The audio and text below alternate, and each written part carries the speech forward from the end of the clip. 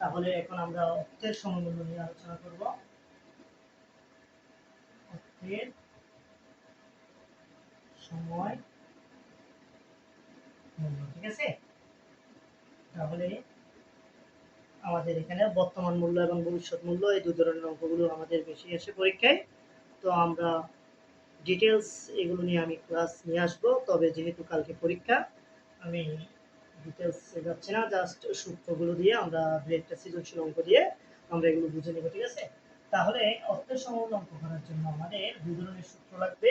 প্রথমত হচ্ছে বর্তমান মূল্য, এরপরে ভবিষ্যৎ মূল্য, আরেকটা আছে কার্যকরী সুদের হার EAR, ঠিক আছে। এই তিন ধরনের অঙ্ক আসে।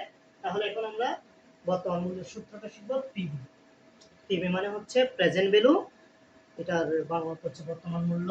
পিবি সূত্র হচ্ছে যে FV divided 1 plus I power n।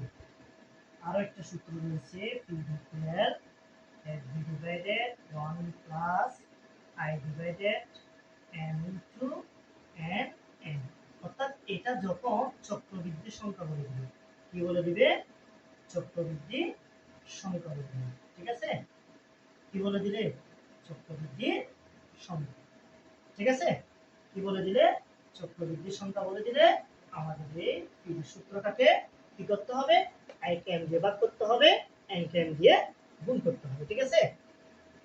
এরপরে আসো FV, ফিউচার ভ্যালু, ভবিষ্যৎ মূল্য। এটা সূত্র কি? PB into 1 plus i power n। আরেকটা সূত্র রয়েছে কি? PB into 1 plus i K m দ্বারা ভাগ আর n কে m দ্বারা গুণ।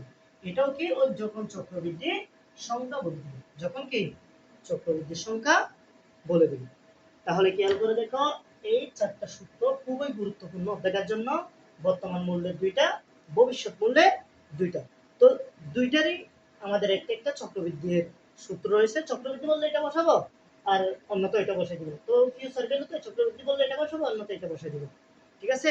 সূত্রগুলো সবাই খাতায় তুলে নাও, আমরা সৃজনশীল অঙ্ক করতে চলে যাচ্ছি। আর লাইভটা শেয়ার করে পাশে থাকবেন। আর কেউ যদি না বুঝে থাকো তাহলে সেটা আমাকে কমেন্ট করে জানাবে। কেউ যদি না বুঝে থাকো সেটা আমাকে কমেন্ট করে জানাবে।